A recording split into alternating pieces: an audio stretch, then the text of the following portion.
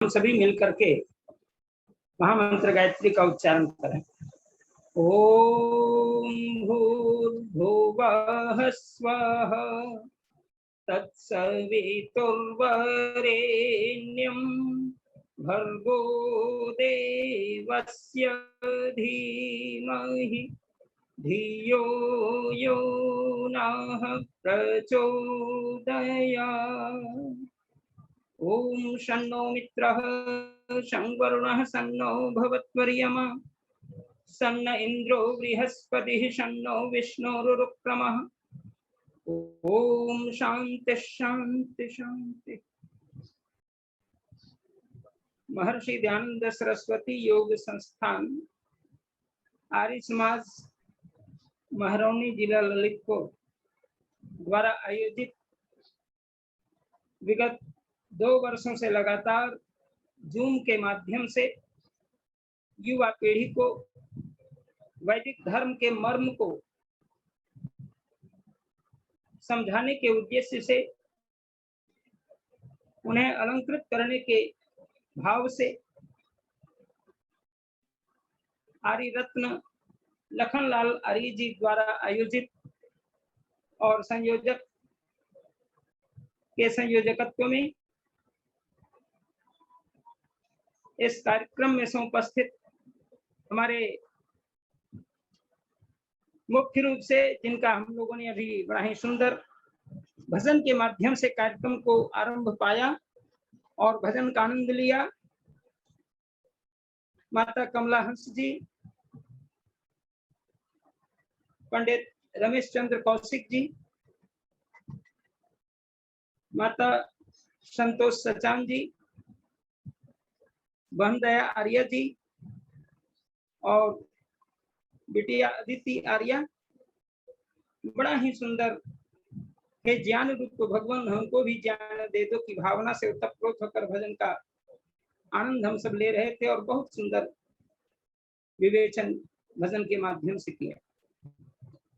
आज इस कार्यक्रम से जुड़े हुए जिनका सानिध्य हमें प्राप्त हो रहा है, आदरणीय मुनि पुरुषोत्तम जी, प्रधान आर्य समाज महरौनी, माता चंद्रकांता आर्य जी, प्रोफेसर वेद प्रकाश शर्मा जी, माननीय हमारे अन्य सभी विद्वत मंडल, श्रोता बंधुगण, मातृशक्ति एवं देवी। आज का अवसर बड़ा ही महत्वपूर्ण है कि संस्कार जैसे विषय को पुनः हमारे माननीय संचालक महोदय के सौजन्य से प्राप्त हुआ, बोलने के लिए अवसर मिला है। निसंदेह संस्कार मनुष्य के जीवन का वह आभूषण है जिसके द्वारा व्यक्ति अलंकृत होता है। जैसे नारी अपने आभूषणों के द्वारा अलंकार को प्राप्त हो जाती है और अलंकृत होती है, उसी प्रकार मानव जीवन को शोभामंडित करने के लिए मानव जीवन को ही अलंकार से विभूषित करने के लिए गुण आदि जो इनके विशेष मानवीय गुण हैं, जिसमें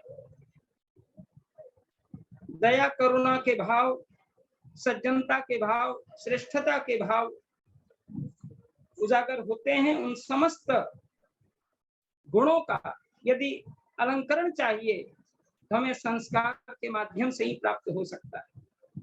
हमारे वैदिक ऋषियों ने इस पर विशेष बल दिया और 16 संस्कारों का प्रणयन करते हुए हम लोगों को इसकी ओर आकृष्ट किया।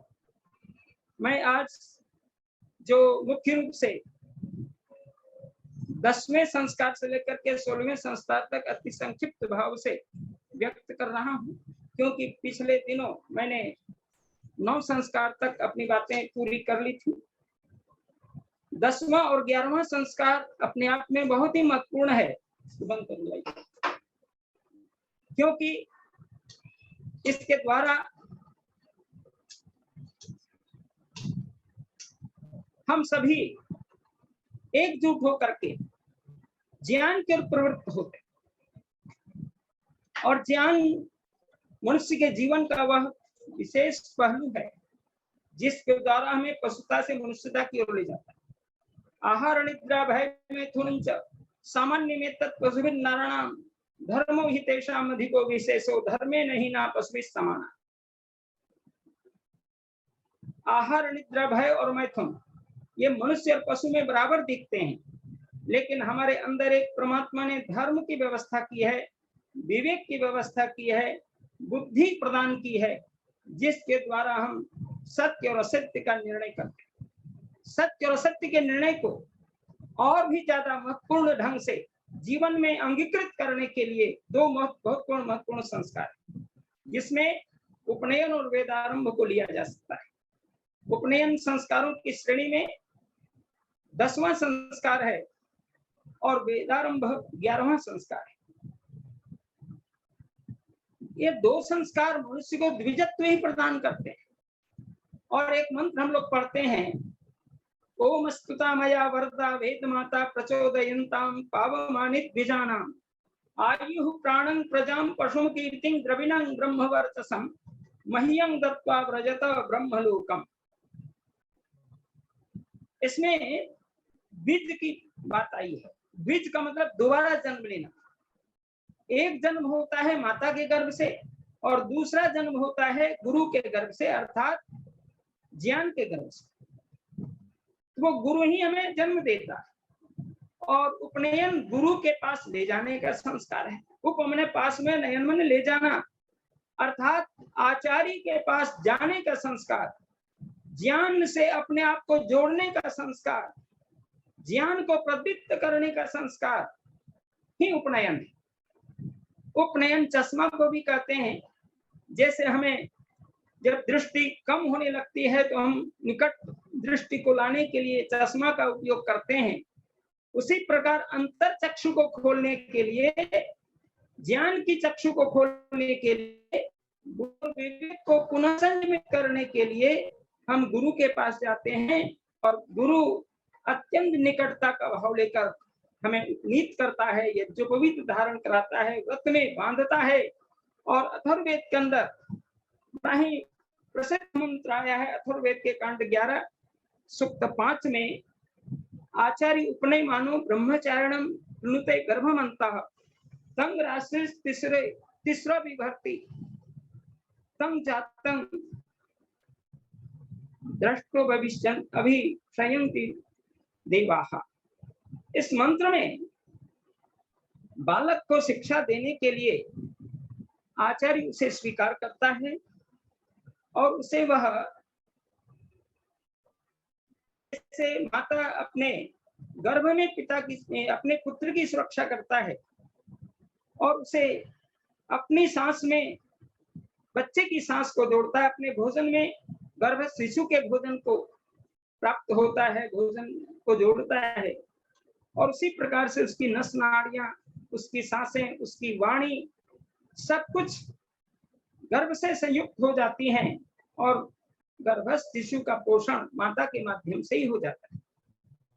उसी प्रकार इस मंत्र में आचार्य के गर्भ में बालक को जाने की बात आई है। आचार्य के गर्भ का मतलब आचार्य की अत्यंत निकटता, आचार्य के अंदर प्रवेश करके शिष्य ज्ञानवान होने की वातावरण की अवस्था को प्राप्त करता है। और इस अवस्था में बालक को अंतेवासी के रूप में देखा जाता है। एक शिष्य के लिए शब्द आता है अंतेवासी, अर्थात अंतःकरण में वास करने वाला, अंतर हृदय में वास करने वाला। और अंतर हृदय में वास करने का तात्पर्य है कि हम गुरु के अत्यंत सन्निकट होकर के गुरु के ज्ञान को प्राप्त करने के लिए, उनके शिष्यत्व को धारण करने के लिए हम उपनीत धारण करते हैं, यज्ञोपवीत धारण करते हैं। और इस संस्कार का एक नाम यज्ञोपवीत संस्कार भी है। कंधे पर बाएं से दाएं कंधे पर जनेऊ लटका करके हम 3 ऋणों से अपने आप को याद करना चाहते हैं। पहला ऋण ऋषि ऋण है, दूसरा देव ऋण है और तीसरा पितृ ऋण। या उलट दीजिए तो पितृ ऋण, देव ऋण और ऋषि ऋण। माता पिता के द्वारा हमें जीवन मिला है, इसलिए माता पिता आचार्य का ऋण है।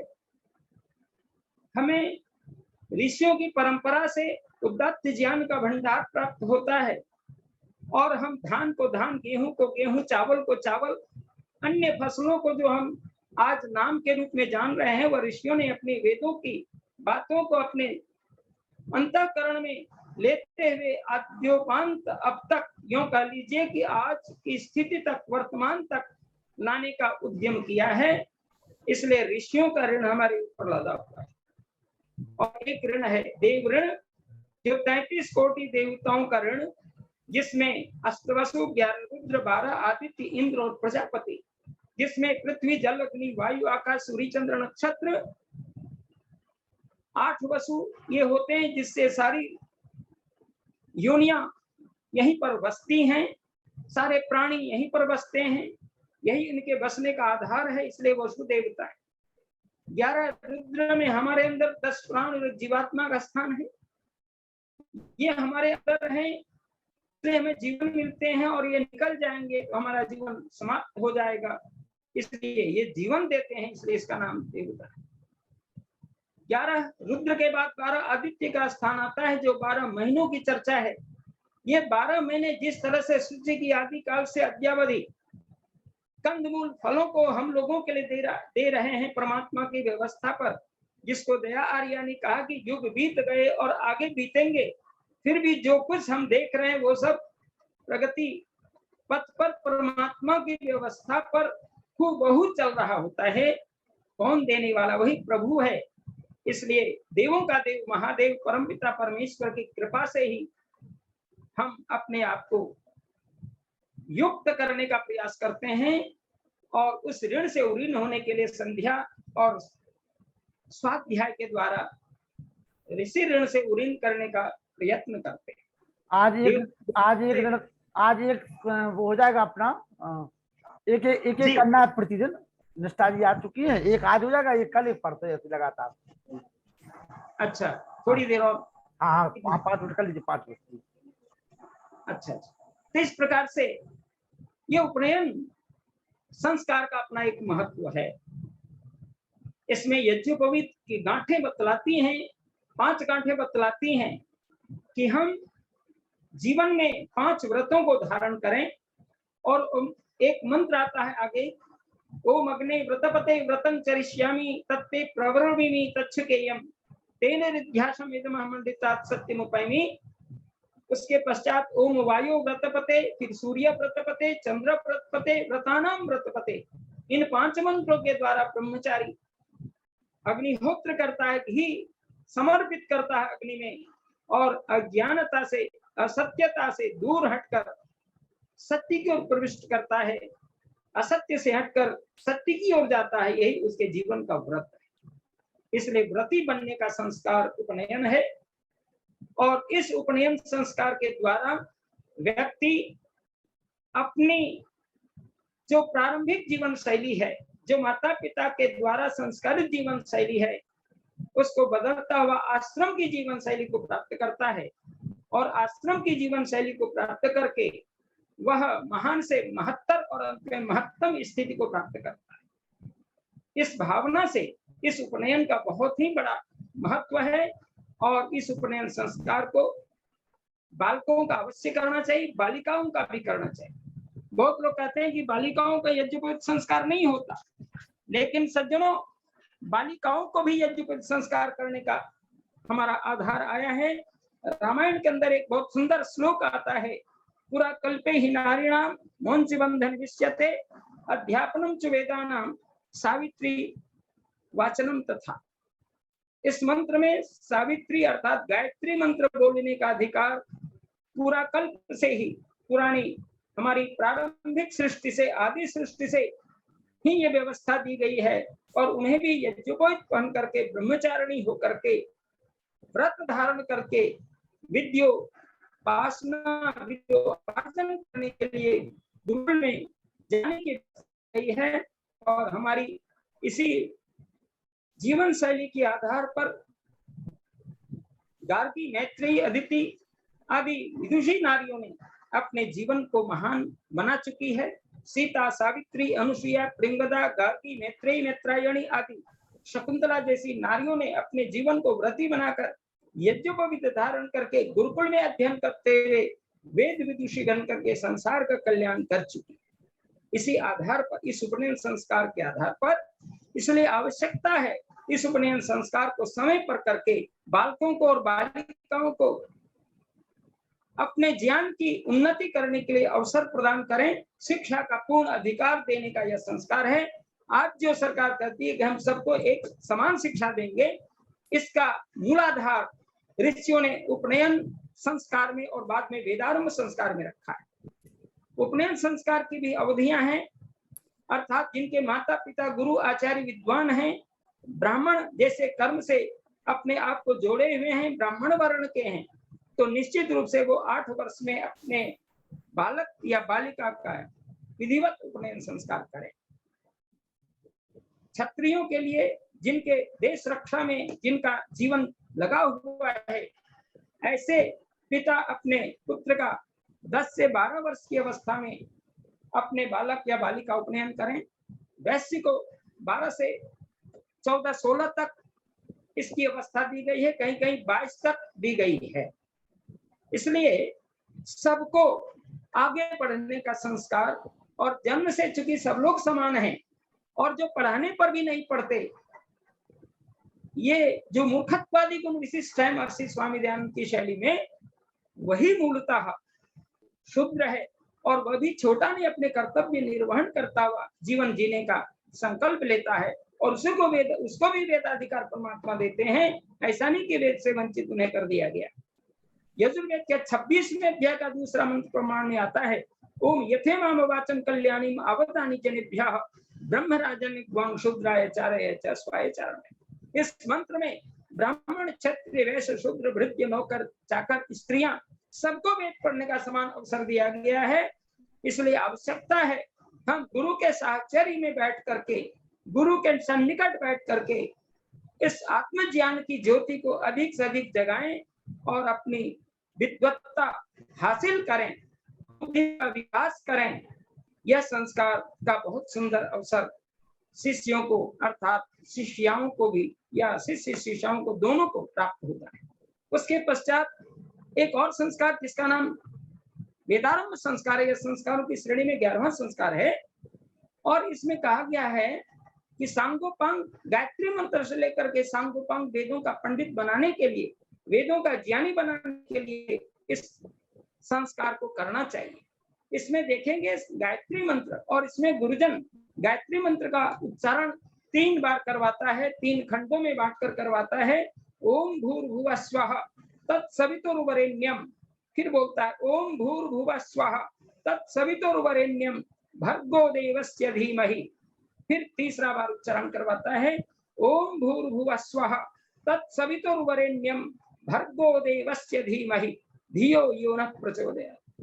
इस मंत्र के द्वारा उसे गुरु मंत्र के रूप में दीक्षित कर दिया जाता है, उसे गुरु मंत्र मिलता है, और शिष्य को आदेश प्राप्त होता है कि ऐ मेरे शिष्य, आज से तुम इसी गुरु ज्ञान को प्राप्त कर और जीवन में महान बनने का संकल्प ले। और इस भावना के साथ वह शिष्य गुरु ज्ञान को प्राप्त करके सांगोपांग वेदों का पंडित बनने का उपक्रम करता है। वह चारों वेदों को पढ़ने के बाद उपवेद आदि को भी पढ़ता है, शिक्षा, कल्प, व्याकरण, निरुक्त, छंद, ज्योतिष को पढ़ता है, और उपांग जिसमें न्याय, वैशेषिक, सांख्य और मीमांसा और वेदांत शास्त्र आदि को पढ़ता है, और वही सांगोपांग अध्ययन का विद्वान बनके वह संसार में अपने ओजस्विता को प्राप्त करता है।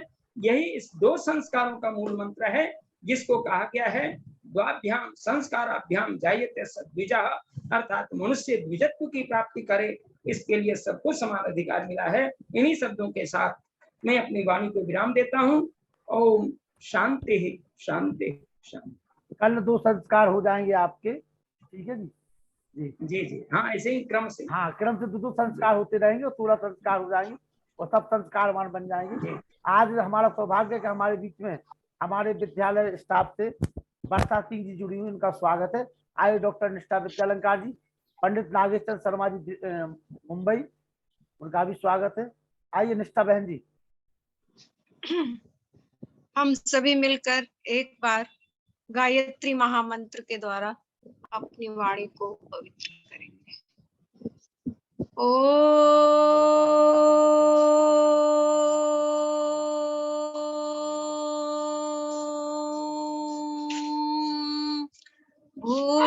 भूर्भुवः स्वः तत्सवितुर्वरेण्यं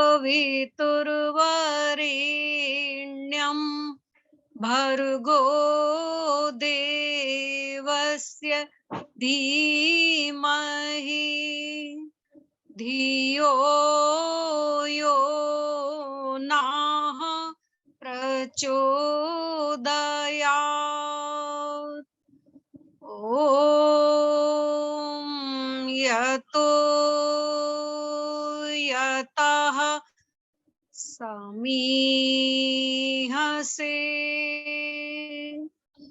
ततो नो अभयं कुरु शन्नः कुरु प्रजाभ्यो अभयं नः पशुभ्यः। ॐ यो भूतं च भव्यं च सर्वं यश्चादितिष्ठति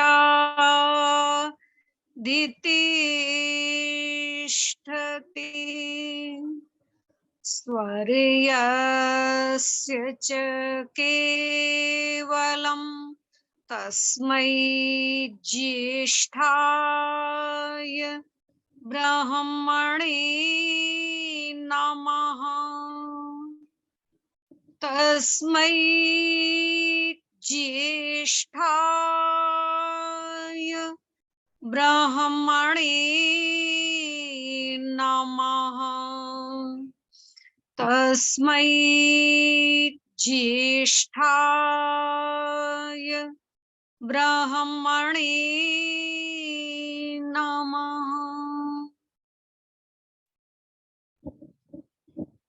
वेदवाणी कल्याणी वाणी का संदेश जन जन तक पहुंचाने का उपक्रम करने वाले आदरणीय भाई लखनलाल जी और इस कार्यक्रम में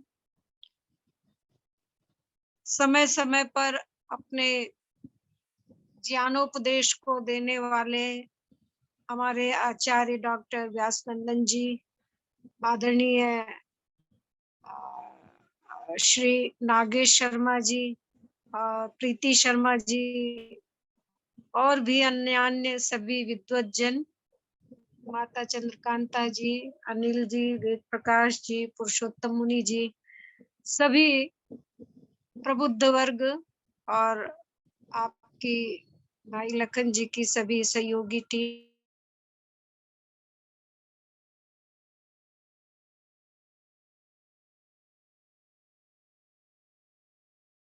नंदन शास्त्री जी के द्वारा सुन रहे थे कि संस्कारों का हमारे जीवन में कितना महत्व है और संस्कारहीन मनुष्य का जीवन निरर्थक होता है। इसलिए जीवन को मूल्यवान बनाने के लिए हमें संस्कारों से अवश्य जुड़ना चाहिए, अपने जीवन को अवश्य में संस्कारित करना चाहिए।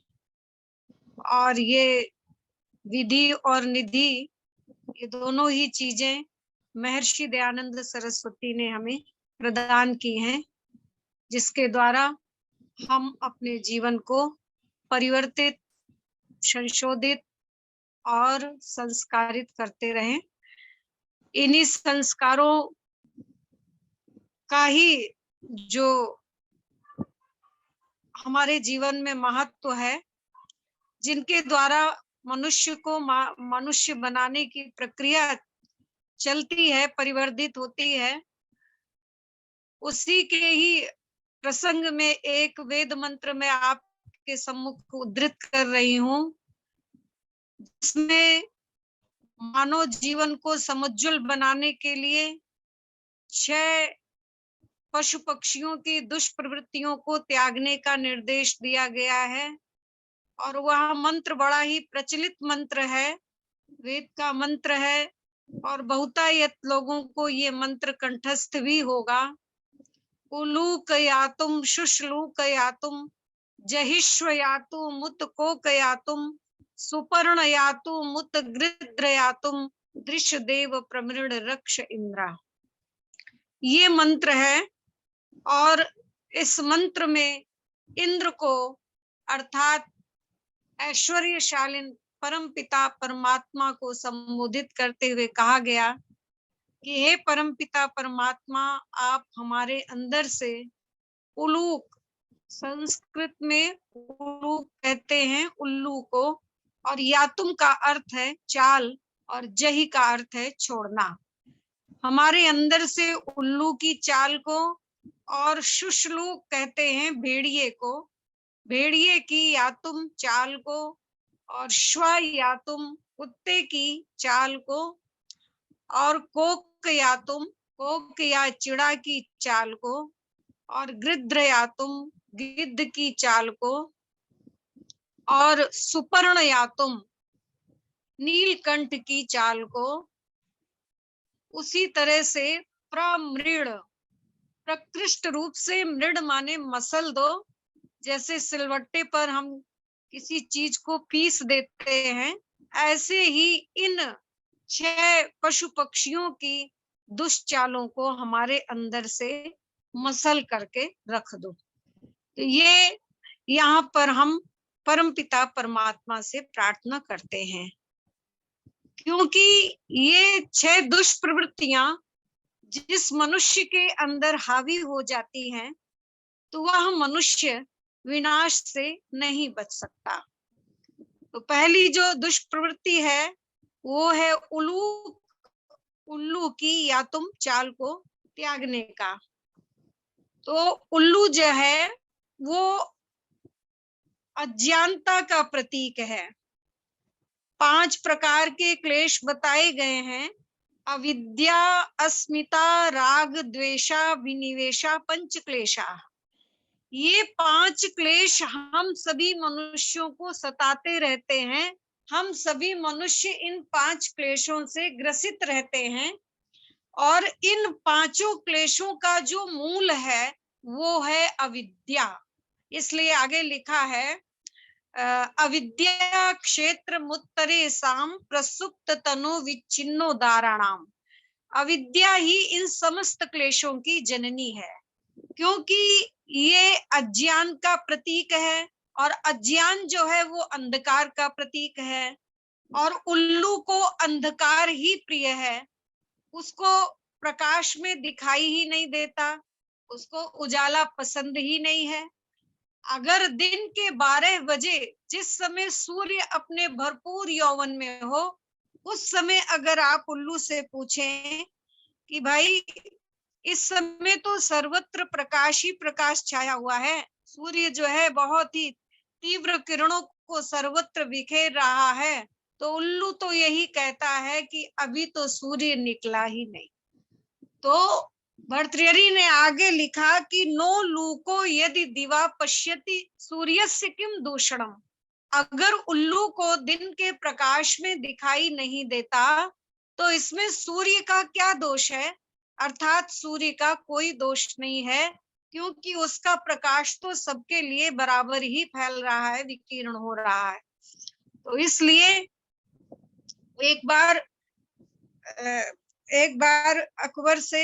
अकबर ने बीरबल से पूछा कि बीरबल ये बताओ कि इस दुनिया में ज्ञानियों की संख्या अधिक है या अज्ञानियों की।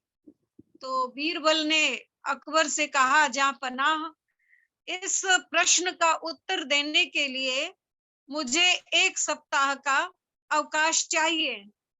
वैसे तो मुझे इस दुनिया में अज्ञानियों की संख्या अधिक प्रतीत होती है।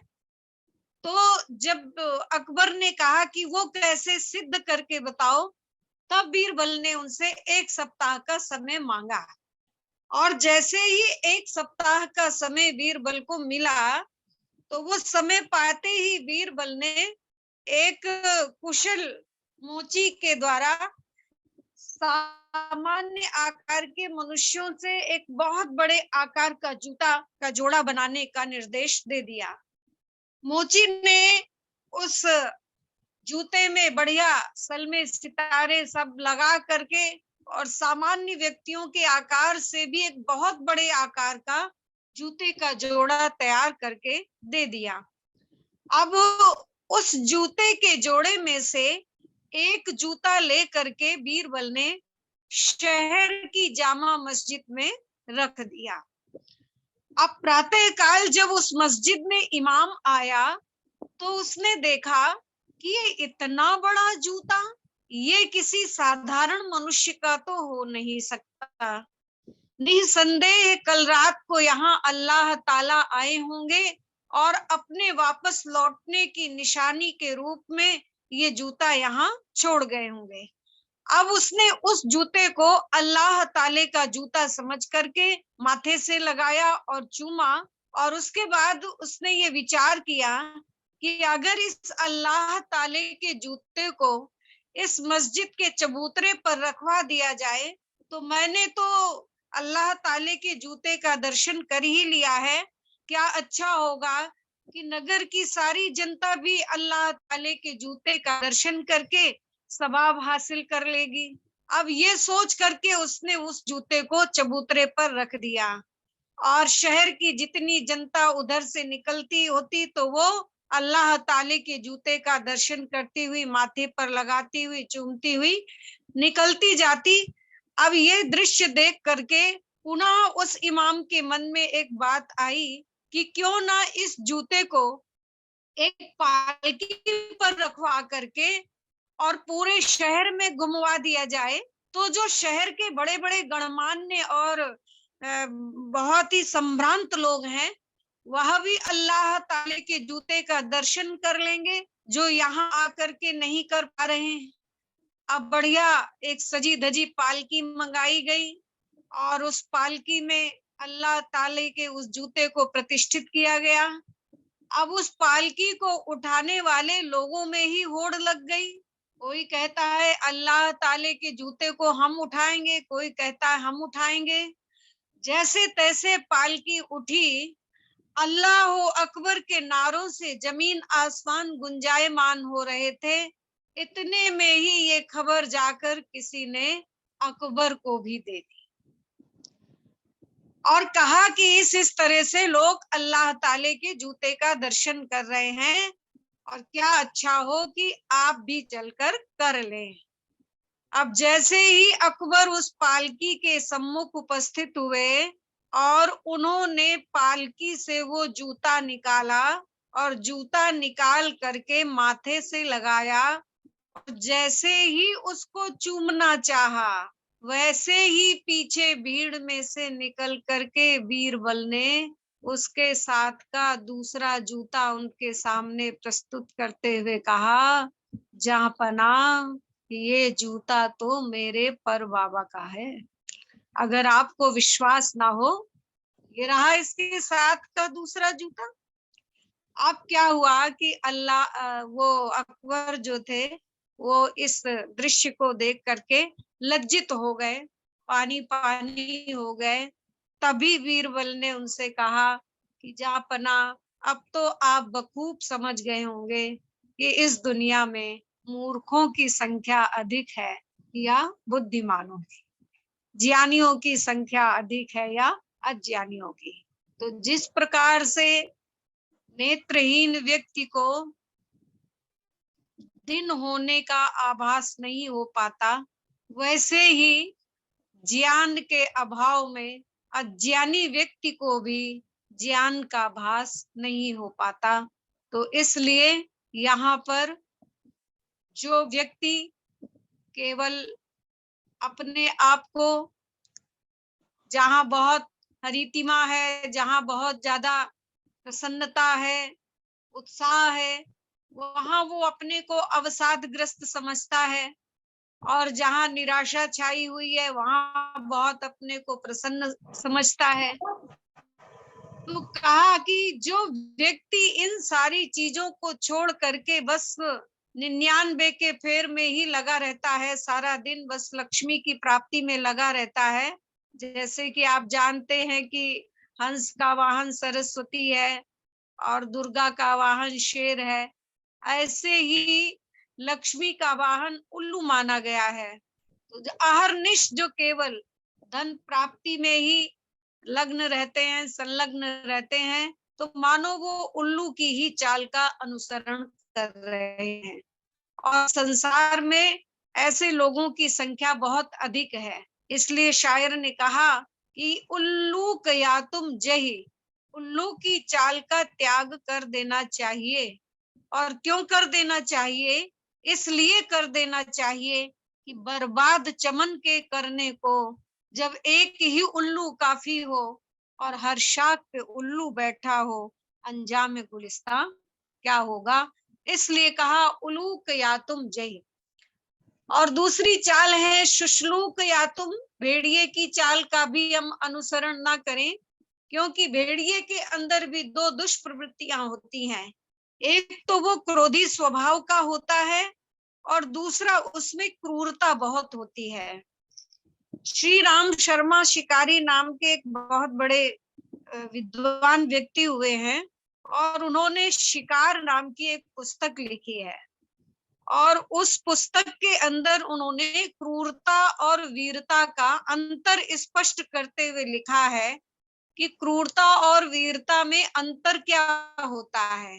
यद्यपि वो बहुत बड़े बड़े लोगों के वो रहे, गुरु रहे, आचार्य रहे, और स्वयं में बहुत बड़े शाकाहारी व्यक्ति थे, मांसाहार कभी जीवन में नहीं लिया, लेकिन फिर भी पशु पक्षियों को वो गोली के द्वारा बिल्कुल निशाना एकाग्र होकर के साध लेते थे। और अपने इस शिकार के शिक्षा से बहुत सारे शिष्यों को उन्होंने लाभान्वित किया। तो उन्होंने एक जगह लिखा था कि ये जो भेड़िया होता है, तो ये इसको जब कोई शिकारी गोली से मारता है तो ये घायल होने पर शिकारी की असावधानता में पीछे से आकर के हमला करता है। सामने से इसका हिम्मत नहीं है, इसकी साहस नहीं है कि सामने से आकर के उस शिकारी से मुकाबला करे। और शेर की प्रवृत्ति है कि उसको जब कोई शिकारी वार करता है, मारता है, तो वो सामने से ही घायल हो जाता है और मौका या अवसर की तलाश करके शिकारी पर हमला करने की चेष्टा नहीं करता। वो सामने ही घायल हो जाता है और सामने ही शिकारी पर वार करने की चेष्टा करता है। तो कहा ये होती है क्रूरता और वीरता। तो इसके अंदर क्रूरता होती है, ये कायरता होती है, इसके अंदर वीरता नहीं होती है। तो हमको भी कायर नहीं होना चाहिए, निडर होना चाहिए। और दूसरा, इसके अंदर क्रोध बहुत होता है, क्रोध इसके अंदर बहुत अधिक होता है। और क्रोध जो है वो विनाश की जड़ माना गया है। कहते हैं जब ये किसी के अंदर हावी होता है तो मनुष्य आपा खो बैठता है, और एक क्षण का जो क्रोध है वो मनुष्य के 6 महीने की शक्ति का हरण कर लेता है। कि आप अपने घर में ही देखते होंगे बड़े बुजुर्गों को, पिताओं को, जब वो अपने संतान की किसी भी त्रुटि पर क्रोधित होते हैं, आक्रोशित होते हैं, तो वो खो बैठते हैं और कहीं का मारा कहीं बोलने लगे, अबे गधे के बच्चे, अबे सुअर के बच्चे। माने क्रोध में वो व्यक्ति ये भी भूल जाता है कि ये गधे का बच्चा है, सुअर का बच्चा है, या मेरा ही बेटा है। तो गीता में अर्जुन ने श्री कृष्ण भगवान से पूछा है, अथ केन प्रयुक्तो अयम पापम चरति पुरुषा अनिच्छिन्नपि वार्ष्णेय बलादिव नियोजितः। वो कह रहे हैं, हे वार्ष्णेय, वो कौन से ऐसे शत्रु हैं जो मनुष्य को ना चाहते हुए भी पाप कर्म की ओर प्रवृत्त कर देते हैं। तो वो कहते हैं, योगी राज कृष्ण कहते हैं कि काम एषः क्रोध एषा बलादिव नियोजिता। कह रहे ये काम और क्रोध, ये दो ऐसे महा खाने वाले पापी शत्रु हैं जो मनुष्य को ना चाहते हुए भी पाप कर्म की ओर प्रवृत्त कर देते हैं। इसलिए ये जो है दुष्प्रवृत्तियां जो है, उसकी जो प्रवृत्तियां हैं शुष्लुक की, भेड़िए की, इन प्रवृत्तियों को हमारे अंदर नहीं हावी होने देना चाहिए। और आज तो व्यक्ति ने मांसाहार की प्रवृत्ति को ही अपना अधिकार समझ लिया है। न जाने कितने जो लोकोपकारक हमारे पशु और पक्षी हैं, उन सबको मार मार करके खाते चले जा रहे हैं। और जिह्वा की लोलुपता के वशीभूत होकर के कितने कट्टी घर, जो राम और कृष्ण ऋषि दयानंद की जो भूमि है, देश है, उस देश में आज अनेकों कट्टी घर चल रहे हैं। महर्षि दयानंद सरस्वती ने तो वो करुणा निधि में गुहार लगाई है, उनका हृदय रोता है और वो परम पिता परमात्मा का न्यायालय खटखटाते हैं और कहते हैं, हे परम पिता परमात्मा, तेरी ये जो कचहरी है, तेरा ये जो न्यायालय है, ये निरपराध और मूक पशु मारे जा रहे हैं, क्या इनके लिए बंद हो गई है? तो इन मांसाहारियों के हृदय में क्यों नहीं दया की भावना प्रकाशित करता, जिससे कि ये इस प्रवृत्ति को छोड़ सकें। और वो कहते हैं कि हे मनुष्यों, जब तुमको ये पशु पक्षी और ये जानवर खाने को नहीं मिलेंगे, तब तुम मनुष्यों का भी मांस छोड़ोगे अथवा नहीं। तो इसलिए आजकल इस भोजन का भी, जो विषाक्त भोजन है, जो हमारे शरीर को दुष्कर्मों की ओर प्रवृत्त करते हैं, ऐसे भोजन का भी हम सेवन करना हमने जन्म सिद्ध अधिकार मान लिया है। तो इसलिए कहा कि ये जो दुष्प्रवृत्तियां हैं, इस कारण से भी हमारे अंदर समाहित होती हैं, तो हम इस मांसाहार की प्रवृत्ति को भी त्यागें, और ये प्रवृत्ति को त्यागेंगे तो हमारी ये दुष्प्रवृत्ति स्वतः ही और भी कम हो जाएगी। तो कहा ये जो भेड़िए की दो दुष्प्रवृत्तियां हैं, क्रोध और कायरता, इसको भी हम जही त्याग देवें। और आगे आती है श्वयातुम, कुत्ते की चाल। कुत्ते की चाल का भी हम अनुसरण ना करें। आपने देखा होगा, कुत्ते के अंदर दो दुष्प्रवृत्तियां होती हैं, एक तो स्वजाति द्रोह और दूसरा चाटुकारिता। ये दो अवगुण कुत्ते के अंदर होते हैं। आपने देखा होगा, जब हम किसी कौवे के या चिड़िए के साथी को मार देते हैं, हमला कर देते हैं, तो शतशः कौवे इकट्ठे होकर के, शतशः चिड़िया इकट्ठी होकर के और उस हमलावर पर अपना गुस्सा निकालते हैं और उस पर प्रहार करने की कोशिश करते हैं। मतलब एक आंदोलन सा करते हैं कि हमारे साथी को, हमारे इस पक्षी समुदाय को में से किसी एक मेंबर को, सदस्य को मारा गया, तो क्यों मारा गया। लेकिन अगर आप के मोहल्ले में किसी दूसरे मोहल्ले का कुत्ता आ जाए, तो उस मोहल्ले के कुत्ते उस अपरिचित मोहल्ले के कुत्ते का वो स्वागत करेंगे कि उसको उसकी नानी याद आ जाती। जो कविवर प्रणव जी हुए, उन्होंने एक जगह कहीं लिखा कि एक बार एक कुत्ता फिरोजाबाद से आगरा की यात्रा करके चला आया मात्र 2 घंटे में, और फिरोजाबाद से आगरा 44 किलोमीटर की दूरी पर है।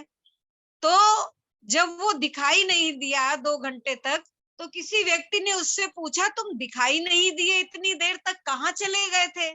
तो कहा, मैं तो आगरा की यात्रा करके आ रहा हूँ। उसने कहा, वो कैसे, जरा बताएंगे?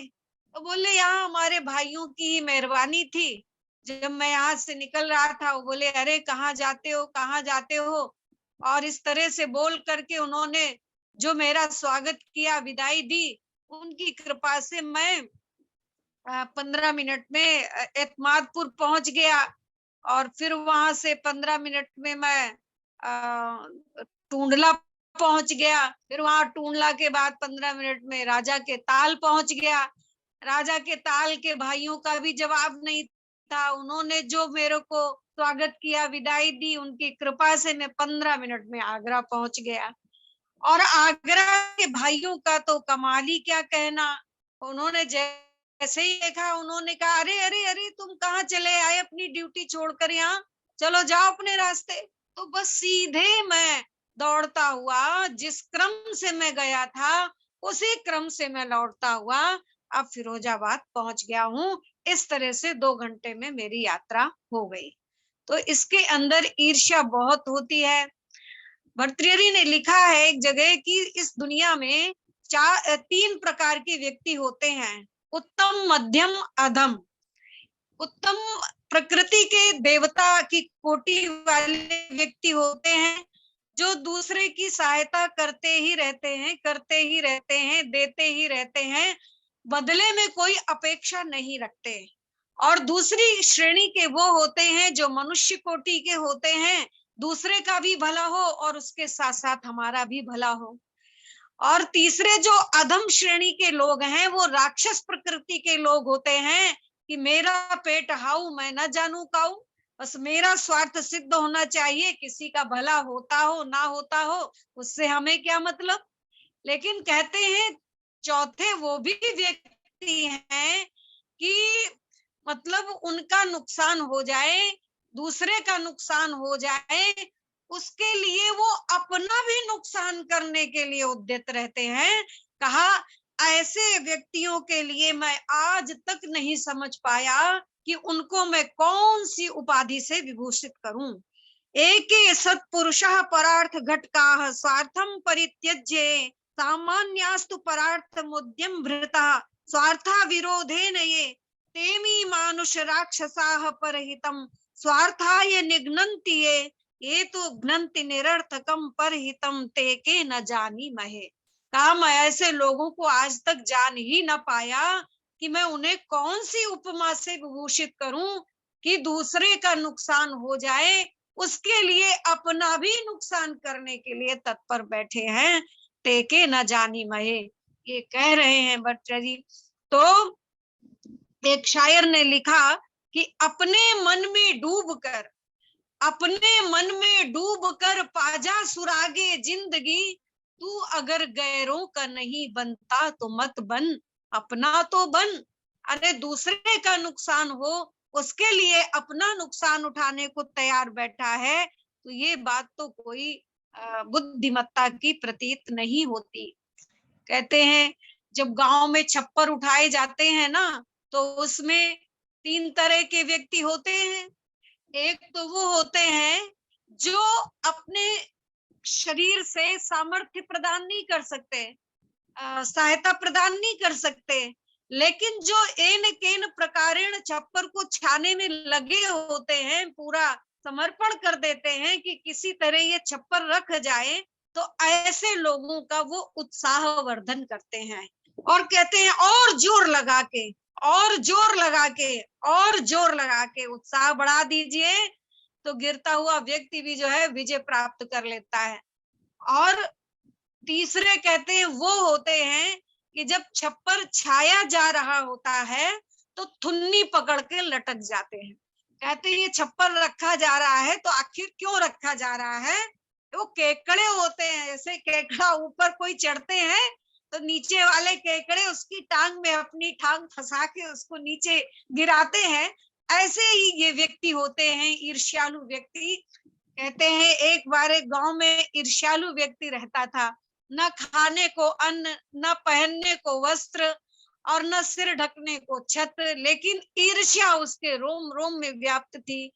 अब उसको कहीं से ये पता चला अपने गांव को छोड़ करके कि दूसरे गांव में कोई एक बहुत बड़े साधु आए हुए हैं, उनका आशीर्वाद प्राप्त हो जाए तो सारी दुख दरिद्रता दूर हो जाती है। तो इसी आशा से वो उनके पास पहुंचा। महात्मा ने उसको आद्योपांत रीड कर लिया, पढ़ लिया कि ये वास्तव में ये व्यक्ति है तो दीनहीन, लेकिन इसके अंदर ईर्ष्या कूट कूट करके भरी हुई है। जब उस व्यक्ति ने उस महात्मा के सम्मुख अपनी दीनता को, हीनता को प्रकट किया, तो उन महात्मा ने उसको एक शंख दिया और कहा कि ये चमत्कारी शंख है, इसको ले जाओ और इसकी जब तुम पूजा करोगे और इससे कोई भी चीज मांगोगे तो तुमको तो 1 गुनी प्राप्त होगी, लेकिन तुम्हारे पड़ोसियों को 2 गुनी प्राप्त होगी। अब वो ये शंख लेकर के अपने घर चला आया। अब दुख दरिद्र तो उसके पास था ही, तो अब उस दारिद्र को दूर करने के लिए उसने आते ही कोई उपक्रम नहीं किया कि पड़ोसियों को 2 गुना मिल जाएगा, ये बड़ी एक विचित्र बात है। तो उसने आकर के सारी स्थिति अपनी पत्नी से अर्थात ब्राह्मणी से बता दी कि देखो ऐसे ऐसे ये महात्मा जी ने हमें चमत्कारी शंख दिया है, और इस शंख की जब हम पूजा करेंगे, इससे जो मांगेंगे उससे हमारा दुख दारिद्र दूर हो जाएगा, लेकिन पड़ोसियों के भी मजे आ जाएंगे। इसलिए अभी तुम इस शंख का प्रयोग मत करो। अभी मैं आवश्यक कार्य से बाहर जा रहा हूँ और वहां से लौट करके जब आऊंगा तब इसकी पूजा करके अपने लिए कुछ मांगा जाएगा। अब वो चला गया काम से, उसको लौटने में विलंब हुआ। अब इधर ब्राह्मणी भूखों मरने लगी, पहले से ही बदहाली थी। अब उसको ये सारी बात पता तो थी ही। अब उसने उस शंख को रखा और उस शंख की पूजा की, और पूजा करने के बाद प्रार्थना की, हे शंख देवता, मेरे घर में एक आटे की बोरी आ जाए। अब उसके घर में एक आई और पड़ोसियों के यहाँ 2 आ गई। फिर उसने कहा, हे शंख देवता, मेरे घर में एक दाल की बोरी आ जाए। उसके यहाँ एक, पड़ोसियों के यहाँ 2। समझाने की बात है, कहानी के द्वारा। कहानी से कोई बात समझाई जाती है तो उसमें कोई हानि नहीं है। फिर कहा, हे शंख देवता, मेरे घर में एक सब्जी की बोरी आ जाए। उसके यहाँ एक, पड़ोसियों के यहाँ 2। अब पड़ोसियों की भी चांदी हो गई। थोड़े दिन बाद जब वो लौट के अपने घर पहुंचा तो अगल बगल उसकी दृष्टि गई, तो देखा अरे पड़ोसी बड़े खुशहाल नजर आ रहे हैं। अब तो उसकी ईर्ष्या का पारा एकदम परवान चढ़ गया, और उसने कहा, हो ना हो, ये जरूर ही ब्राह्मणी की करामात है, उससे रुका नहीं गया ना। देखो अब मैं क्या करता हूँ। अब उसने आओ देखा ना ताओ और ले करके आया, अपना साफ स्वच्छ होकर के बैठ गया, शंख को रख कर बैठा और कहने लगा, हे शंख देवता, मेरी एक टांग टूट जाए। अब उसकी एक टूटी, पड़ोसियों की 2। फिर कहा, हे शंख देवता, मेरी एक आंख फूट जाए। अब उसकी एक फूटी और पड़ोसियों की 2। अब सारे अंधे लंगड़े हो करके कुएं में डूब डूब करके मरने लगे, है ना। तो इसलिए कहा भैया, ये ईर्ष्या मनुष्य का विनाश कर देती है। इसलिए हम अगर किसी का भला नहीं कर सकते तो उसका बुरा करने के लिए अपना भी बुरा ना करें। और ये कुत्ते की चाल जो है हमको सिखाती है। आज भी ये कुत्ते की जो अवगुण है हम मनुष्यों में भी बहुतायत में देखा जाता है कि कुत्ता तो अपरिचित व्यक्ति को ही देखकर भौंकता है, अपनी जाति के अपरिचित व्यक्ति को ही देख करके भौंकता है, लेकिन मनुष्य परिचित व्यक्ति को ही देखकर भौंकता है। अपरिचित व्यक्ति दुनिया में कुछ भी कुछ कर जाए उससे इतना मतलब नहीं रहता, लेकिन हमारा परिचित, हमारा जानने वाला हमसे आगे कैसे निकल गया तो दिन रात उसकी टांग खींचने का उपक्रम हमारे अंदर सवार रहता है। इसलिए ये वेद भगवान कहते हैं, जहिष्व या तुम, कुत्ते की चाल का भी हम अनुसरण न करें। ये कुत्ते की चाल जो है ये भी मनुष्य का विनाश कर देती है। अगर इस चाल का अनुसरण हम करें तो विनाश अवश्यंभावी है। तो ये 3 मैंने चालों का वर्णन किया है। आगे अगर समय है तो फिर बोले नहीं, 3 का कल वर्णन कर देंगे, जैसे आप बताएं। आज ही इसको समाप्त कर दे, कल दूसरा विषय लेना है हमें। अच्छा, कल दूसरा विषय ले लेंगे, कोई बात नहीं। हाँ हाँ। तो आता है, हाँ, आगे आता है कोक या चिड़ा की चाल। कोक या तुम, इसकी चाल को काम वासना से लिया गया है।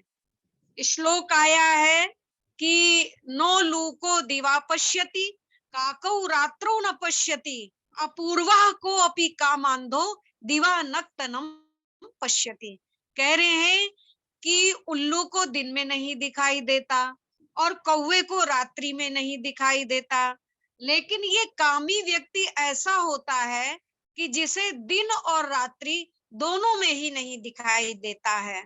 तो ये कोक और चिड़ा ये काम में इतने अंधे होते हैं कि इन्हें काम वासना के अतिरिक्त दुनिया में और कोई चीज नजर ही नहीं आती है, बस अंधाधुंध इसी वासना में वो लिप्त रहते हैं।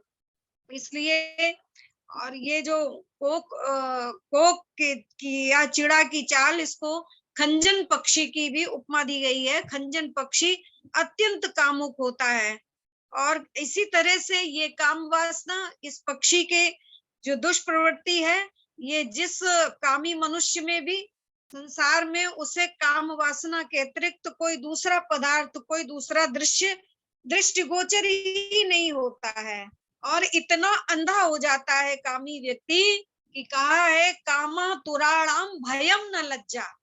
ऐसे कामी व्यक्ति को इस वासना के वशीभूत हो करके उसके भय लज्जा सब कुछ उसकी समाप्त हो जाती है कि इतना वो अंधा हो जाता है, इतना वो इस चीज में गंदा और अंधा हो जाता है कि उसके अलावा उसे कुछ सूझता ही नहीं है। तो इसलिए हमें अपनी इन इच्छाओं को नियंत्रित करना चाहिए, इस काम वासना की इच्छा पर नियंत्रण करना चाहिए, क्योंकि जब जब भी हमने काम वासना को अनियंत्रित छोड़ा तो उसका परिणाम बहुत ही भयावह निकला। आपने देखा है कि ऐसे स्वच्छंद कामियों, चाहे वो रावण हो, कंस हो, दुर्योधन हो और भी अनेकानेक इस तरह के आज भी समाज में बहुत से अंधे व्यक्ति, काम के अंधे व्यक्ति हैं जो ऐसा कार्य कर बैठते हैं जो समाज में घोर निंदनीय होता है। आए दिन आप समाचार पत्रों में भी पढ़ते हैं ऐसे व्यक्तियों की कि किसी के जान के प्यासे बन जाते हैं। अभी कल ही एक अखबार में मैंने पढ़ा कि एक महिला जो है वो जा रही थी ट्रेन से, तो जिस समय उसका स्टेशन आने वाला था उसके पहले स्टेशन पर काफी जनसंख्या उतर गई और वो बोगी एकदम खाली हो गई जिसमें वो और उसका 9 साल का बेटा बैठा हुआ था। तभी एक कोई गंदा सा व्यक्ति उसमें चढ़ा, उसके बच्चे ने बयान दिया है, वो पेपर में छपा है कि एकदम एक गंदे से अंकल चढ़े और उन्होंने हमारी माताजी को कई बार छेड़ा और माताजी ने हाथ झटका और कई बार झटका तो एक बार उठ करके वो गेट के पास चली गई। जब वो नहीं माना तो वो गुस्से में आक्रोशित होकर के उसने उस महिला को धक्का दे दिया और वो महिला चलती हुई ट्रेन से नीचे गिर गई, घायल हो गई। उसके बाद उसको बड़ी क्रूरता से देखने लगा उसके बच्चे को, लड़के को, तो उसने कहा मैं नीचे सीट के नीचे जल्दी से छिप गया दूसरे उसमें जा करके, ताकि ये मेरे साथ कोई ऐसा वो हादसा न कर पाए कि मुझे ट्रेन से धक्का दे दे। तो इस प्रकार से ये हफ्सीपना आज चल रहा है। तो आज आवश्यकता है इन दुष्प्रवृत्तियों को त्यागने की। ये संस्कारों की ही बात है जो पृष्ठभूमि आचार्य व्यासनंदन जी शास्त्री आपके सम्मुख रख रहे थे। इसलिए मानसिक पवित्रता जो मनुष्य को संयमी, सदाचारी और लज्जाशील बनाती है, उसका उसमें अभाव हो जाता है ऐसे व्यक्ति के अंदर। इसलिए जब मन में पवित्र विचारों का उदय ही नहीं होगा तो फिर लज्जा की तो कथा ही क्या कहनी। इसलिए ये बहुत ही चिंतन का विषय है कि मन जो है वही मन एव मनुष्याणाम कारणम बंध मोक्षयो। तो इसलिए मन का चिंतन ही मनुष्य को श्रेय और प्रेय मार्ग की ओर अग्रसर करता है। मन यदि अपवित्र है, अशुद्ध है, तो अश्लील और अपवित्र विचारों का ही सृजन करेगा। इसलिए ये समझना चाहिए जब इस प्रकार के विचारों का सृजन हो तो वो मनुष्य पतन के कगार पर ही जा रहा है और उसका पतन अवश्यम भावी है। श्रीमद् भगवत गीता में कहा गया है, ध्यायतो विषयान पुंसः संगस्तेषु उपजायते, संगात संजायते कामः, कामात् क्रोधो विजायते, क्रोधात् भवति सम्मोहः, सम्मोहात् स्मृति विभ्रमः, स्मृति भ्रंशात् बुद्धिनाशो, बुद्धिनाशान विनश्यति। जब मनुष्य विषयों का संग करता है तो उसके अंदर कामनाएं उत्पन्न होती हैं, और उन कामनाओं की जब पूर्ति नहीं होती तो क्रोधो भी जायते, क्रोध उत्पन्न हो जाता है, और उस क्रोध से, क्रोधात् भवति सम्मोह, क्रोध से मोह उत्पन्न होता है, मोह अर्थात अज्ञान, और मोहात् भवति विभ्रमा, मोह से जो है बुद्धि का भ्रम हो जाता है, बुद्धि विनष्ट हो जाती है, और बुद्धि नाशान विनश्यति, बुद्धि के नाश होने से मनुष्य का ही विनाश हो जाता है। इसलिए ये दुष्प्रवृत्ति भी हमें त्याग देनी चाहिए। और उसके बाद में जो आता है आगे की जो चाल है वो है सुपर्ण यातुम। सु माने सुंदर, पर्ण माने पंखों वाला। सुंदर पंख के अनेक पक्षी होते हैं, सारस भी बहुत सुंदर पक्षी होता है, मयूर भी बहुत सुंदर पक्षी होता है, लेकिन ये पक्षी आपको झुंड में, समूह में भी दिखाई देंगे, क्योंकि इनके अंदर अपने सौंदर्य का प्राउड नहीं है, घमंड नहीं है, अभिमान नहीं है। लेकिन जो सुपर्ण का यहाँ पर अर्थ लिया गया है वो है नीलकंठ से, क्योंकि नीलकंठ हमेशा एकाकी बैठा रहता है। वो उसको अपने सौंदर्य पर, अपने सुंदर पंखों पर इतना भरपूर घमंड होता है कि वो किसी को कुछ सोचता ही नहीं, किसी को कुछ समझता ही नहीं। इसलिए ये जो घमंड है, ये घमंड भी मनुष्य का विनाश कर देता है। ये घमंड भी हमको नहीं करना चाहिए। और एक कहावत है, अध जल गगरी छलकत जाए और भरी गगरिया सीधी जाए। जो थोड़ा कम जानता है, जिसके पास थोड़ा कम होता है, तो वो बहुत ही ज्यादा इतराता है, थोड़ा पा करके वो बहुत इतराने लगता है, घमंड में चूर हो जाता है।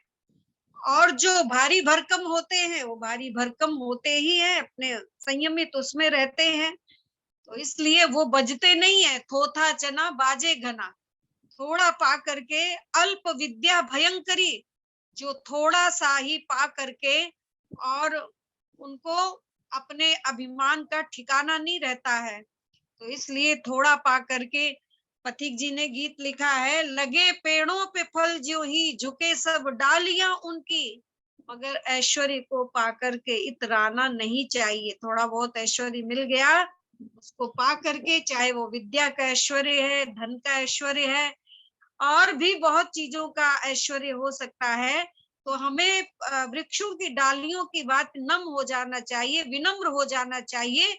उसको पा करके हमें अभिमान में इतराना नहीं चाहिए, घमंड में इतराना नहीं चाहिए। तो इसलिए आप जानते हैं कि ये जो अल्प ज्ञान होता है ये बहुत ही खतरनाक होता है। नीलकंठ के जो पंख होते हैं बहुत सुंदर होते हैं, आकर्षणशील होते हैं, इसलिए वो अपनी सुंदरता के अभिमान में बहुत ज्यादा ग्रसित रहता है, और उस अभिमान के नशे में चूर होकर वो सबसे अलग एकाकी नजर आता है, कहीं समूह में बैठा हुआ नजर नहीं आएगा। और जलाशय के किनारे, नदी के किनारे बहुत सारे जो पक्षी हैं जो सुंदर होते हैं, वो समूह में दिखाई देते हैं, क्योंकि उनके अंदर अभिमान नहीं है। तो समूह में होगा वो अभिमानी नहीं होगा। तो इसलिए भट्टर्य ने एक बहुत ही सुंदर वो लिखा श्लोक कि यदा किंचिज्यो हम, ये शिखरणी छंद में है, इसको मैं आपके सामने गा के सुनाती हूँ। यदा किंचिज्यो हम द्युप इव मदान्धः समभवम् तदा सर्वज्ञोऽस्मीत्यभवदवलिप्तं मम मनः। यदा किंचित् किंचित् बुधजन सकाशादवगतम् तदा मूर्खोऽस्मीति ज्वर इव मदो मे व्यपगताः। वो कहते हैं यदा किंचित, ज्यों हम, जब मैं किंचित थोड़ा थोड़ा सा जानता था, तब मेरे अंदर इतना अभिमान था कि मेरे बराबर दुनिया में कोई प्रकांड ही नहीं है। और जब मैं गया बड़े बड़े समारोहों में, बड़े बड़े सम्मेलनों में, संस्कृत सम्मेलनों में, बहुत बड़े बड़े विद्वत सम्मेलनों में, और वहां पर जब मैंने एक से एक बड़े धुरंधरों के प्रवचन सुने, उनके व्याख्यान सुने, तो मेरा जो घमंड वो काफूर हो गया, मेरा घमंड जो है वो चूर हो गया। इसलिए कहा जब मनुष्य अल्पज्य होता है तो उसमें अहंकार आ जाता है और वो मदांध हाथी की तरह अपने को सर्वज्ञ समझने लगता है। किंतु जब उस व्यक्ति का साक्षात्कार विषय विशेषज्ञों से हो जाता है, जो अपने विषय के विषयी हैं, कीड़ा हैं, जिन्हें एक विषय की एक एक नस नाड़ी का इतनी अच्छी तरह से भान होता है कि कहीं से भी कोई कुछ प्रश्न कर दे तो उनके पास सारी चीजों का समाधान होता है। तो कहा जब ऐसे विषय विशेषज्ञों से जब साक्षात्कार होता है, तब उस व्यक्ति को अपनी वास्तविक स्थिति का भान होता है, अन्यथा वो अंधकार में ही पड़ा रहता है कि मेरे बराबर तो कोई विद्वान है ही नहीं। तो इसलिए जब इस तरह से बड़े बड़े विद्वानों का साक्षात्कार होता है, तब उस व्यक्ति का जो घमंड है वो बुखार की तरह उतर जाता है, ज्वर की तरह उतर जाता है। यही भर्तृहरि कह रहे हैं, मेरा भी ये घमंड रूपी बुखार तभी उतरा जब मेरा बड़े बड़े विद्वानों से मेल मिलाप हुआ और उनके मैंने प्रवचनों को, उनकी विद्वत्ता को जब नजदीक से देखा, तो जैसे ऊंट को अपनी ऊंचाई पर बड़ा मद था, घमंड था, और पहाड़ के नीचे से निकला तो उसका सारा मद चूर हो गया। तो इसलिए हमको घमंड में भी चूर नहीं रहना चाहिए। इसलिए कहते हैं जिस प्रकार संपूर्ण भरे हुए पात्र से जल या दूध बाहर निकलने लगता है, तो उस पात्र में एक बिंदु जल या दूध अंदर जाने की कोई गुंजाइश नहीं रहती। उसी प्रकार से मनुष्य की भी विशेषताएं जब अभिमान का रूप ले लेती हैं, अभिमान का रूप धारण कर लेती हैं, तो वो छलकने लगती हैं। उनमें और भी ज्यादा विशेषताओं के या गुणों के अंदर जाने का कोई अवकाश ही नहीं रहता, कोई जगह ही नहीं रहती। इसलिए कहा पूरे पूरे ही होते हैं और आधे अधूरे ही रहते हैं।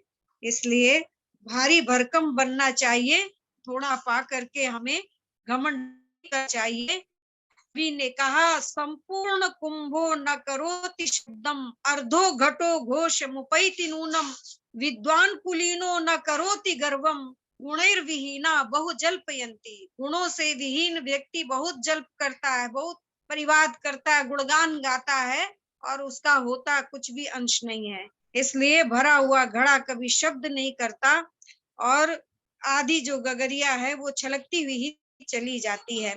इसलिए ये जो अभिमान है, ये सब अभिमान के ही पूरी साक्षात प्रतिमा थी। रावण, कंस, दुर्योधन और सभी का विनाश हुआ। ये सब विद्वान थे, कितना बड़ा विद्वान था रावण। पुलस्त ऋषि का नाती था, 6 शास्त्र 4 वेद का ज्ञाता था, जाति का ब्राह्मण था, तो इतना वो ज्ञानी था, लेकिन इस घमंड ने और उसके ये जो काम की प्रवृत्ति ने उसका विनाश कर दिया। तो इसलिए ये प्रवृत्तियां साक्षात उदाहरण है इतिहास के हमारे सामने। इससे हमें प्रेरणा लेकर के इस दुष्प्रवृत्ति को भी त्याग देना चाहिए। और अंतिम जो प्रवृत्ति है, दुष्प्रवृत्ति है, वो है हमारी गृध्रयातुम, गिद्ध की चाल। गिद्ध जो है, मोह जहां अज्ञान का कारण है ना, तो मोहा पापस्य मोहा दुःखस्य कारणम, मोह को दुख का कारण बताया गया, वहीं लोभ को पाप का कारण बताया गया। कहा लोभा पापस्य कारणम।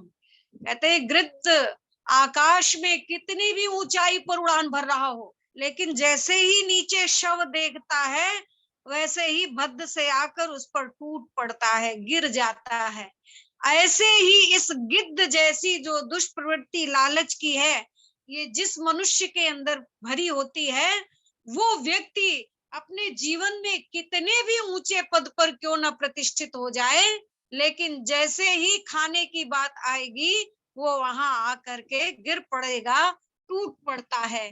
गिद्ध की प्रवृत्ति का भी वो बाप हो जाता है। तो एक बार एक विद्वान गए हुए थे बाहर विद्या अध्ययन करने के लिए। 12 वर्ष की विद्या अध्ययन पूरी करने के बाद अपने घर को वापस लौट रहे थे। तो उस समय आवागमन के साधन बहुत कम हुआ करते थे, या तो लोग पद यात्रा करते थे या बैलगाड़ी आदि की यात्रा करके और अपना गंतव्य पूरा किया करते थे। तो जब वो लौट रहे थे उस समय वो पैदल ही आ रहे थे, कोई साधन उनको नहीं मिला।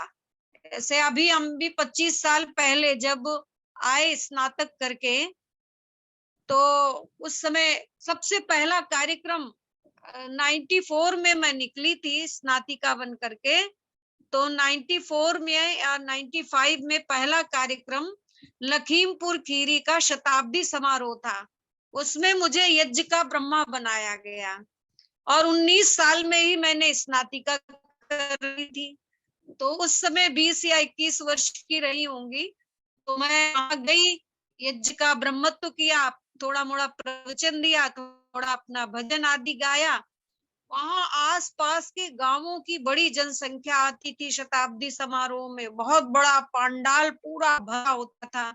तो जब वहां समापन दिवस था तो कुछ एक गांव के लोग आए और वो कहने लगे कि बहन जी, अगर हम आपको कोई साधन सुविधा न दे पाए तो क्या आप गांव नहीं आ सकती? मैंने कहा क्यों नहीं आ सकते, जरूर आएंगे।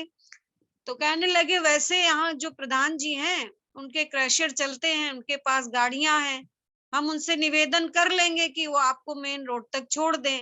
आगे की सड़क थोड़ी वैसी है तो वहां से हम आपके लिए डनलप की व्यवस्था कर लेंगे। तो डनलप का नाम सुना लखन भाई साहब तो मेरे मन में एक बड़ा उत्साह जगा कि भाई डनलप कोई स्पेशल ज्ञान होता होगा, कोई बड़ी अच्छी गाड़ी होती होगी। अब वहां जब हम मेन रोड पे उनके गांव के सामने वाली रोड पर उतरे तो वहां देखा इतने उत्साह में सब भरी हुई महिलाएं भी माला वाला अपना ले करके और इतना रोली वोली ले करके इतने श्रद्धा भाव से सब वहां पर एकत्रित हुई थी। हमने कहा अरे इसकी क्या जरूरत थी, आप बस हमें डनलप दे दीजिए, उसमें बैठा जाए और गांव चला जाए। और डनलप का विशेष आकर्षण, अब वो डनलप क्या था, वो बैलगाड़ी की तरह खड़ा हुआ था। कर यही तो है डनलप। है डनलप। अब वो बेचारे जो विद्वान गए थे वो पैदल ही आ रहे थे, उन्हें वो डनलप भी नहीं मिला। और वो रास्ते में घर नहीं पहुंच पाए अपने, एक गांव पड़ा, उसमें साफ सुथरा लिपा पुता चबूतरा दिखा। उन्होंने सोचा आज यहीं पर विश्राम कर लें और कल प्रातः होते ही हम अपने घर को चले जाएंगे। अब जब वो उसमें चबूतरे में बैठ करके विश्राम करने लगे तो उस घर से एक देवी निकली और उन्होंने उनको प्रणाम किया और कहा कि कैसे आना हुआ महोदय आपका यहाँ पर। उन्होंने अपनी सारी स्थिति बताई। तो उन्होंने कहा अच्छा, आप गुरुकुल से पढ़ करके आ रहे हैं, विद्या पूरी करके आ रहे हैं, तो फिर आप हमारे एक प्रश्न का जवाब दे दीजिए। उन्होंने कहा क्या? कहा कि ये बताइए कि पाप का बाप क्या होता है। उस देवी ने उनसे प्रश्न किया कि पाप का बाप क्या होता है। तो वो बहुत देर तक चिंतन में लगे रहे। उसके बाद बोले देखिए, जो आपने प्रश्न मुझसे किया है ये तो आज तक मेरे पाठ्यक्रम में कहीं आया ही नहीं। तो बोले कि अच्छा, तो लो भाई आप ये अपनी दक्षिणा लो। उस समय सिक्कों का प्रचलन था और ये कोई वैसे पंडित नहीं थे, तथाकथित नामधारी पंडित थे, कोई पौराणिक पंडित। तो उन्होंने उनको दक्षिणा दी और कहा आपने इतना मानसिक व्यायाम किया मेरे प्रश्न का उत्तर सोचने में, उसकी ये दक्षिणा आप स्वीकार करिए। तो उन्होंने ले लिया। उसके बाद फिर वो आई और कहा कि अगर आपको कोई एतराज ना हो तो आप इतनी दूर से प्रातः काल से चले हुए हैं, रात आपको यहीं हो गई और 2-3 किलोमीटर और आगे आपका भी गांव है, सुबह भी जाना है, थके हैं, भूख लगी होगी, प्यास लगी होगी, तो आपके लिए कुछ भोजन और जलपान आदि की कुछ व्यवस्था कर दी जाए। वैसे भी हम लोग जाति के मेहतर हैं। अब ये बात जैसे सुनी, पंडित जी ने, उनका दिमाग ठनक गया। कहने लगे, नहीं नहीं नहीं नहीं, अभी तक आपने यही जो सब कर दिया है, अभी तो मुझे उसी का ही प्रायश्चित करना होगा। आप तो मुझसे खाने पीने की ही बात करने लगी। तो बोले कि अच्छा, तो फिर ऐसा है कि अगर आपको इससे ऐतराज है तो मैं आपको सूखा दाल चावल दे देती हूँ, आप अपना यहाँ रसोई बना लीजिए चबूतरे पे और बना करके खा लीजिए और विश्राम कीजिए। तो कहा हाँ हाँ हाँ, ये तो चल जाएगा। उसके बाद उसने कहा, ये लो पंडित जी अपनी दक्षिणा। कुछ और सिक्के उनको पकड़ा दिए। अब जब जैसे जैसे वो दक्षिणा देती जा रही, वैसे वैसे पंडित जी का लालच बढ़ता जा रहा। अब वो बोली कि पंडित जी, अगर आपको कोई एतराज ना हो तो कहो तो कि मैं आपकी दक्षिणा जब आई, सिक्के जब आए, तो आपको कोई एतराज ना हो तो आपकी खिचड़ी मैं ही पका दूं। तो पंडित जी ने अपना चबूतरे में एक रेखा खींच ली और कहा, यहाँ तक मेरी रसोई है, इसमें कोई प्रवेश नहीं करेगा। तो दक्षिणा आते ही पंडित जी ने कहा, अरे अग्नि तो सबको पवित्र ही कर देती है, उसमें कौन सा मेहतरपना घुसा जा रहा है। खेलने तो अभी आ सकती हो तो तुम चेस खेलो, मैं यहाँ, मुझे डिस्टर्ब मत करो, जाओ, ये बंद मत करना दरवाजा। तो कहा कि अगर आपको कोई एतराज ना हो तो मैं आपकी खिचड़ी बना सकती हूँ। तो बोले, हाँ हाँ, अग्नि का काम है सबको पवित्र कर देना, आप मेरी खिचड़ी बना सकती हैं। फिर जैसे ही खिचड़ी बना दी, खिचड़ी बनाने के बाद में वो फिर दक्षिणा दी। पंडित को कहा, ये अपनी दक्षिणा आप स्वीकार करिए। धीरे धीरे वो 4-5 बार इतनी देर में उनको दक्षिणा दे गई और पंडित जी वो दक्षिणा रखते जा रहे और उनके लालच बढ़ता जा रहा। उसके बाद में फिर वो देवी निकल करके आई और कहने लगी कि पंडित जी, अगर आपको कोई एतराज ना हो तो आपकी थाली में से एक ग्रास मैं भी खा सकती हूँ। पंडित जी थाली में परोस करके बैठे हुए थे, खिचड़ी खाने जा रहे थे। पंडित जी ने कहा, हाँ हाँ, एक ग्रास में कोई थाली जूठी हो जाती है, एक ग्रास ही तो खाओगी, दोबारा हाथ डालोगी तभी तो खिचड़ी जूठी होगी, एक ऐसे उठा लोगी तो उसमें तो जूठे होने का कोई प्रश्न ही नहीं है। तो कहते हैं कि उधर से पंडित ने एक ग्रास उठाया और इधर से उस देवी ने एक ग्रास उठाया और वो ग्रास मुख के अंदर प्रविष्ट भी नहीं हो पाया था कि उस देवी ने खींच करके उस पंडित के गाल पर तमाचा जड़ा और कहा, कमबख्त, तुझे अभी भी समझ में नहीं आया कि पाप का बाप क्या होता है। पाप का बाप यही लोभ होता है जो मनुष्य को पदे पदे लज्जित करता है। इसलिए ये जो लोभा पापस्य कारणम, ये जो गिद्ध की प्रवृत्ति है, ये भी हमको नहीं अपने जीवन में धारण करनी चाहिए। इसलिए ये जो 6 आंतरिक शत्रु हैं, ये बहुत ही अत्यंत ही दुखदायक हैं, कष्टदायक हैं। इनको नष्ट करने के लिए ही ये मंत्र प्रेरणा दे रहा है और इन 6 शत्रुओं को राक्षस के नाम से भी इसमें संबोधित किया है। प्रमृण रक्ष इंद्रा, इनसे हमें हमारी रक्षा करो। और राक्षस किसी दूसरी आकृति वाले का नाम नहीं है। साक्षराश्चेत विपरीतास्त एव भवन्ति राक्षसाः के आधार पर जो विपरीत आचरण के व्यक्ति होते हैं मनुष्य से, वही राक्षस हो जाते हैं। इसलिए लंकेश रावण भी जो है वो इतने सुविज्य होते हुए भी राक्षस नाम से ही प्रसिद्ध हो गए। तो ये 6 जो दुर्गुण हैं, ये विज्य से विज्य मनुष्य पर विजयी हो जाने की दिशा में उसको विपरीत आचरण करने के लिए विवश कर देते हैं। तो इसलिए इन दोनों से जीवन को सुरक्षित रखना ही मानव जीवन का परम कर्तव्य होना चाहिए। तो कहा, तजो रे मन 6 असुरों की चाल, जीवन ज्योति जगे जगती में कटे सकल जंजाल। यह उलूक की चाल न अच्छी, तमस मोह विकराल, दुष्ट भेड़िया स्वाभाविक है अति ही क्रूर कराल। श्वान जाति का द्वेषी कामी कोक वासना पाल। नीलकंठ अभिमानी पुतला गिद्ध लोभ का काल। अति दुखदायक राक्षस हैं ये नष्ट करो तत्काल। प्रणो तभी सुख सुमन खिलेंगे फैले सुरभि विशाल। तजो रे मन 6 असुरों की चाल। इन 6 बहुत असुरों को धन्यवाद जी। हम पूर्ण मानव बनने की चेष्टा करें। करुणा वरुणालय परम पिता परमात्मा ने हमको ये 6 शत्रुओं को छोड़ने के लिए प्रेरित किया और इन 6 शत्रुओं को छोड़ करके ही मनुष्य बन सकता है। इसलिए मानव को मानव बनाने के लिए जहाँ संस्कारों की आवश्यकता है वहां पर इन 6 पशु पक्षियों की चालों को भी त्यागना भी आवश्यक है। इसलिए हमारे जितने भी दार्शनिक साधु महात्मा विचारक आदि हुए हैं वो सब भी इन पर विजय प्राप्त करके और हम सभी को दिशा निर्देश करते आए हैं और कर रहे हैं कि हम इन शत्रुओं पर विजय प्राप्त करके पूर्ण मानव कहलाने के अधिकारी। धन्यवाद। बहुत बहुत आभार। 6 शत्रुओं पर विजय प्राप्त करें चाहे निष्ठा विजय अलंकारी। और केवल एक ही कितनी जगह हम पंडित नागेश्वर शर्मा जी उनका आशीर्वाद दे दें और इसके बाद कार्यक्रम को समापन कर दिया।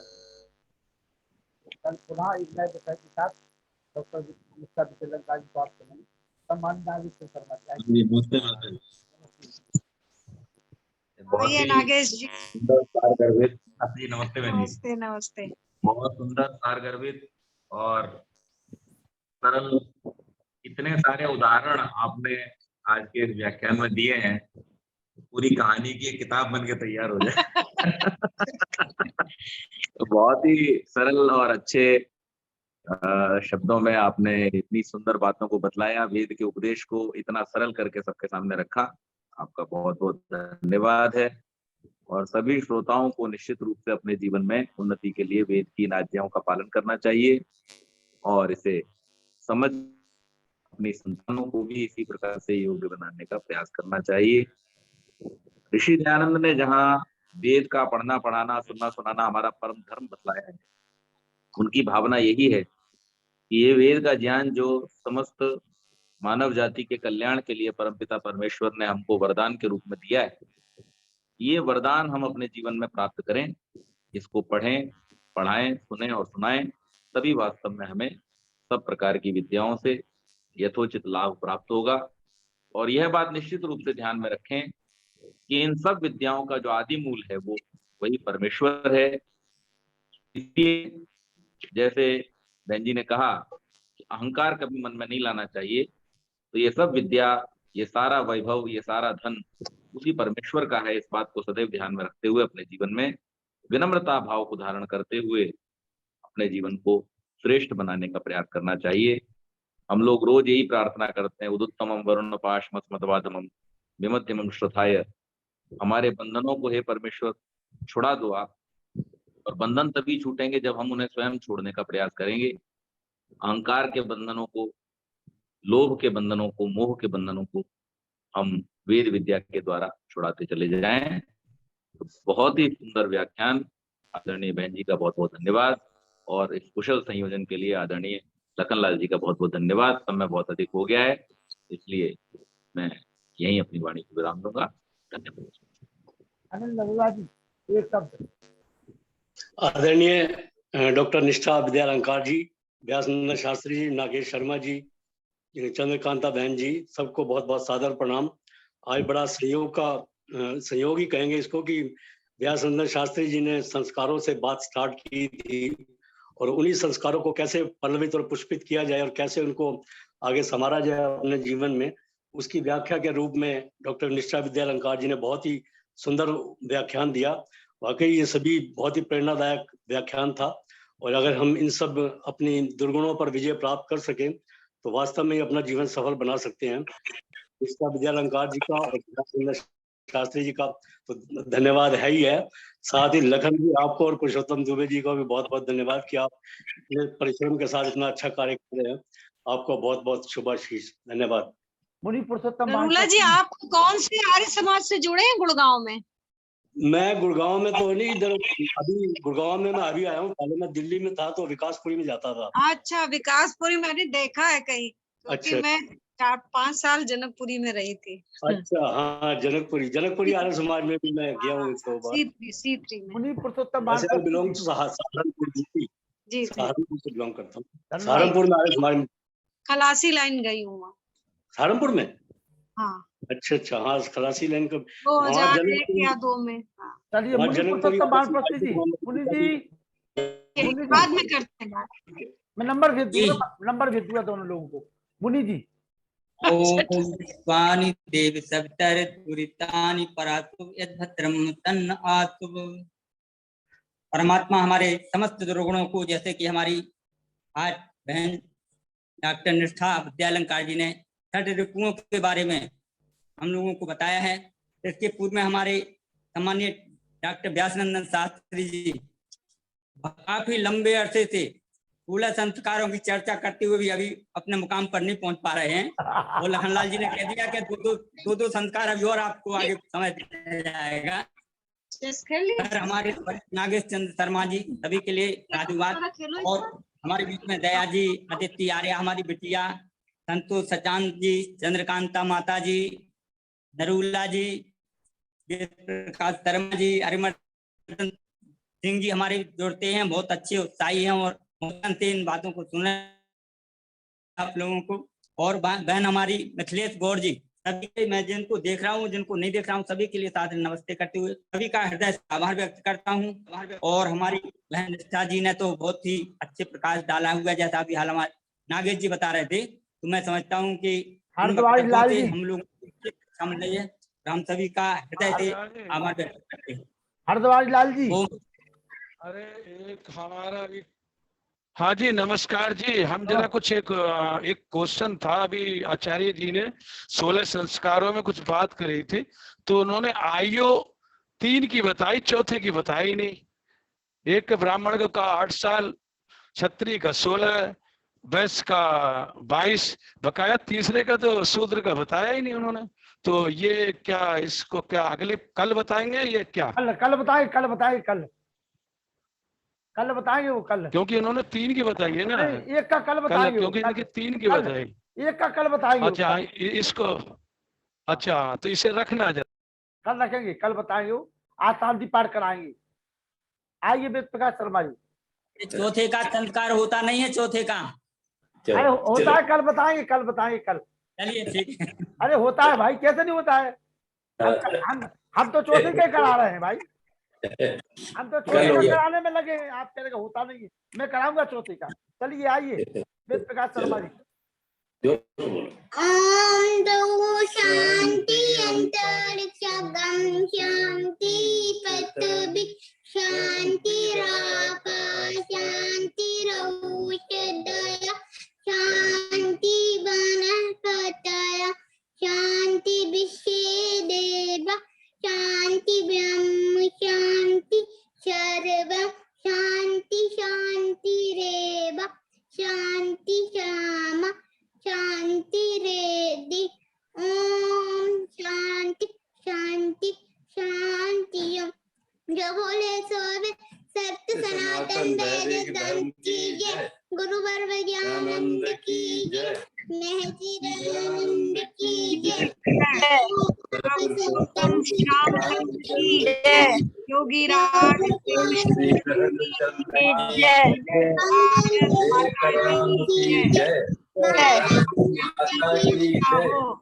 सारी समाज अमर रहे, ज्योति जलती रहे, ओम का झंडा ऊंचा रहे, बदलेंगे बदलेगा सुधरेगा, वैदिक परिवार बनाएंगे, धरती पर स्वर्ग सजाएंगे, सत्य सनातन धर्म की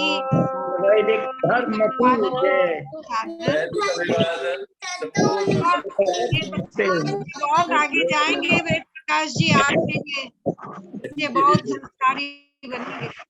बिल्कुल बहुत बहुत धन्यवाद आपके लिए। चलिए आप सभी को सादर नमस्ते, कल मिलते हैं पुनः। निष्ठा विद्यालंकार जी, ध्यान विशिष्ट की जय। डॉक्टर निशा विद्यालंकार जी, डॉक्टर निशा विद्यालंकार जी और व्यासनंदन शास्त्री जी तैयार हैं कल दोनों लोग।